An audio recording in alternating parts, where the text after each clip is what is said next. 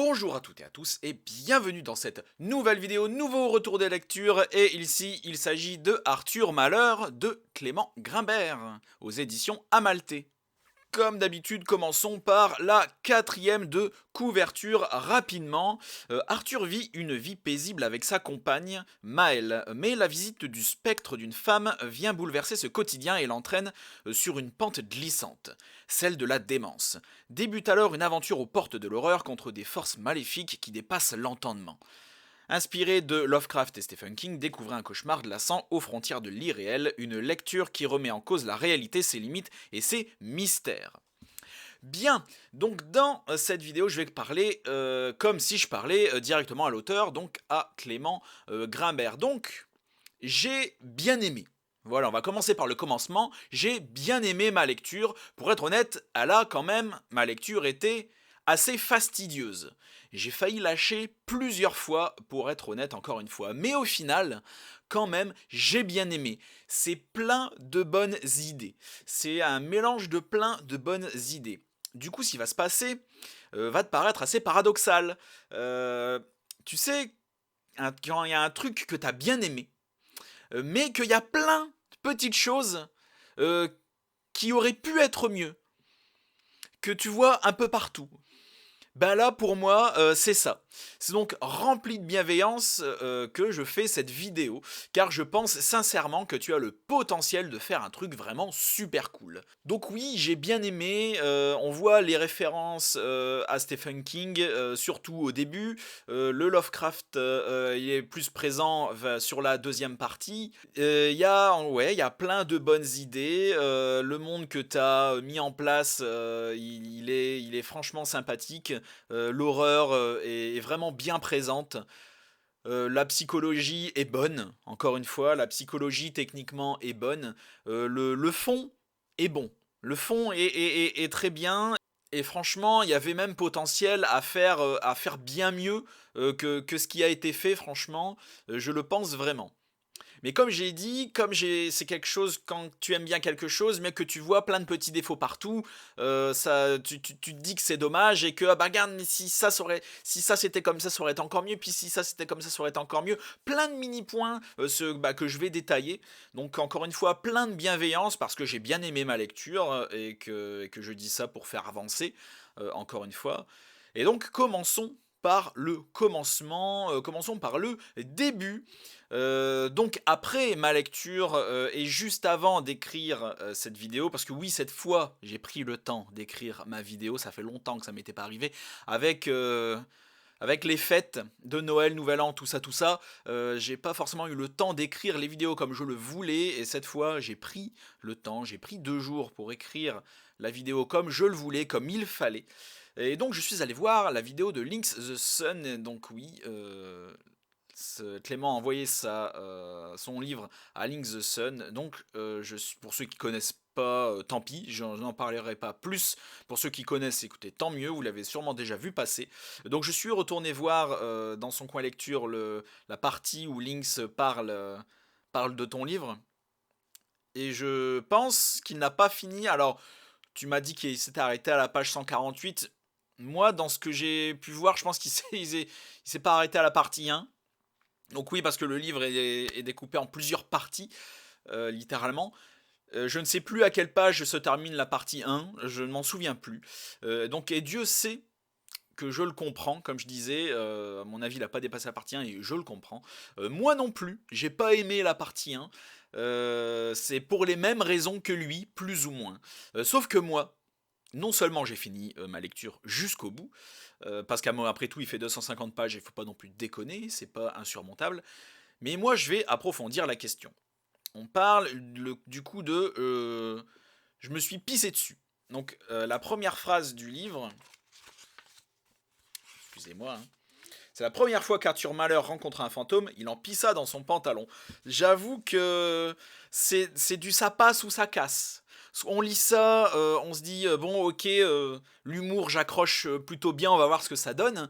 Ou soit on se dit bon, c'est déjà de la merde et c'est un non négatif. Je vais lire le premier chapitre pour dire deux, mais je sais déjà que je vais pas aimer. J'ai pris le parti de bien aimer et de continuer. C'est pas un humour qui me dérange, moi, quand c'est bien fait. Heu, mais là, le truc, c'est le du «je me pisse dessus», tu l'as fait plusieurs fois comme un running gag, genre 2 ou il s'est pissé dessus 2 fois, je crois.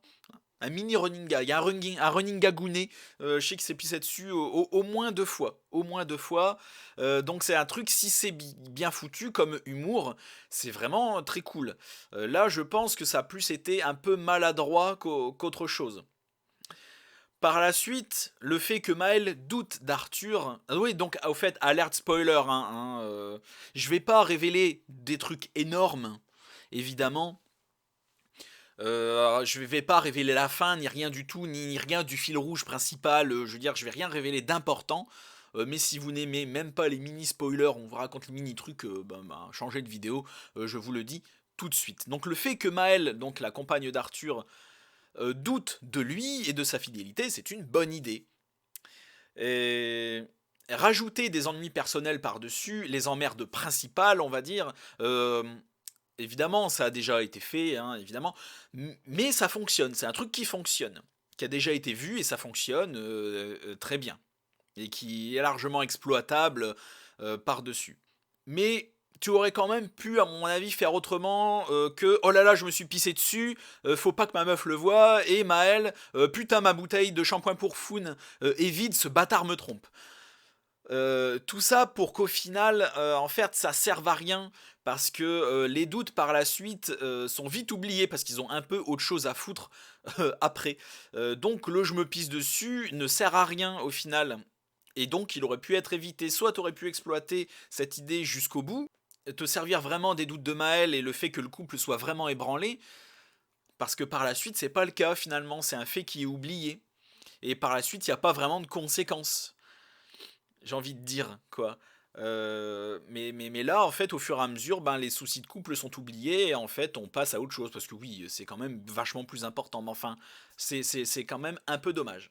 Point suivant, c'est ça c'est du détail, ça ne tient qu'à moi, je suis extrêmement relou encore une fois, c'est les répétitions. Parce qu'en fait, il y a des petites choses que tu répètes très souvent, surtout dans la première moitié du roman, au fil de ma lecture. Voilà, j'ai remarqué que tu utilises très souvent les mêmes termes. Par exemple, enfin pas par exemple, c'est littéralement ce que j'ai remarqué, tes personnages reculent très souvent d'un pas.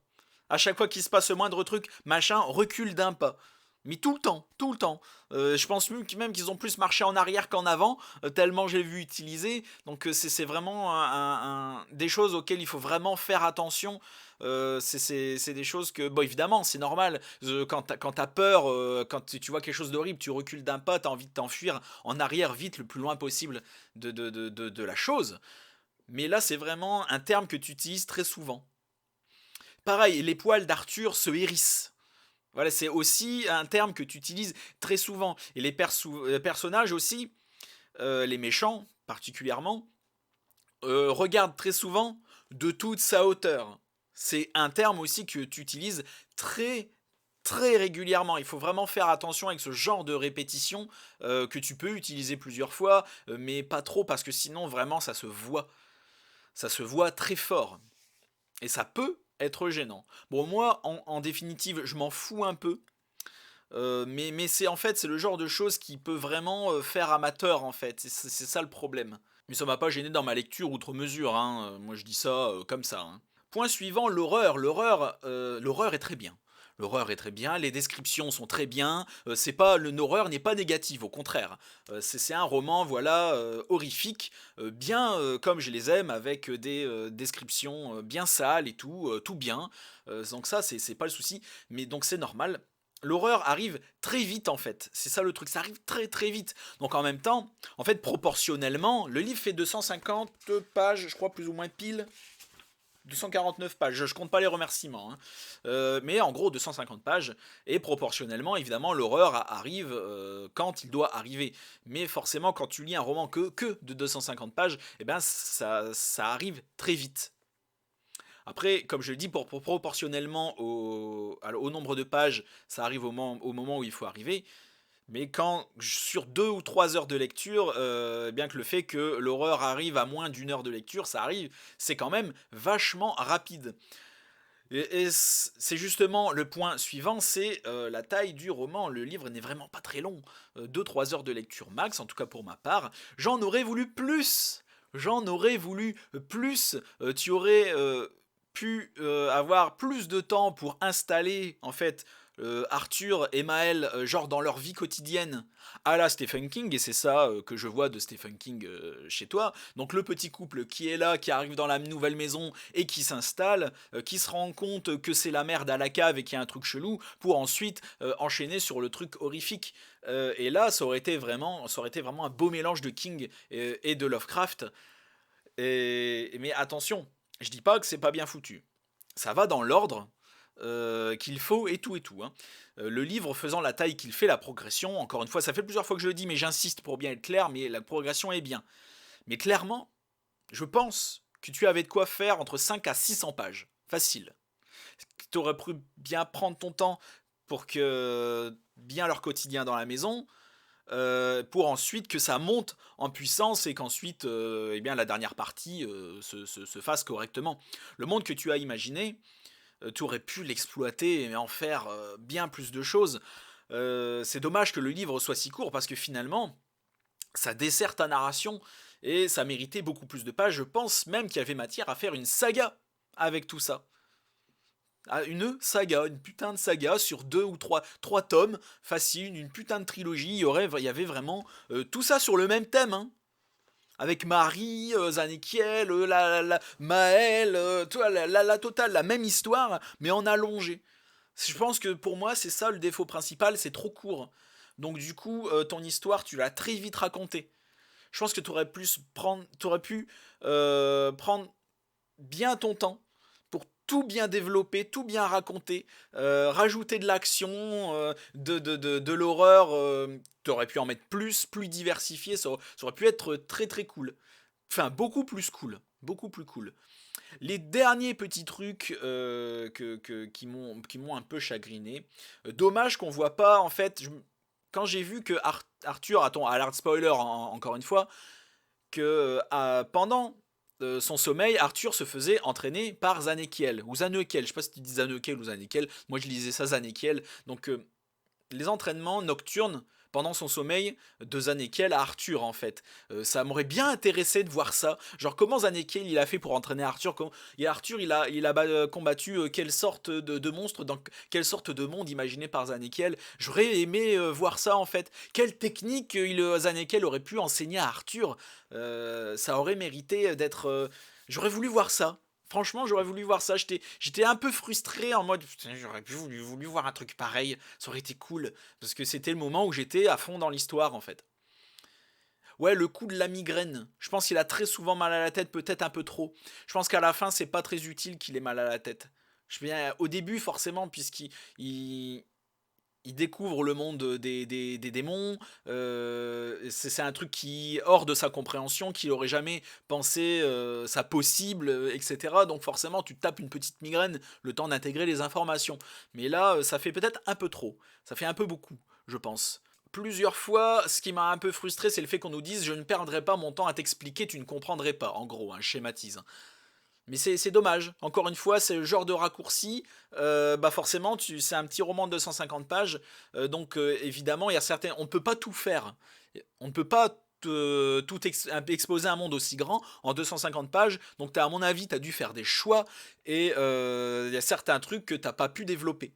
Et c'est dommage. Donc tu ne peux pas comprendre, pauvre mortel, t'es un peu trop débile.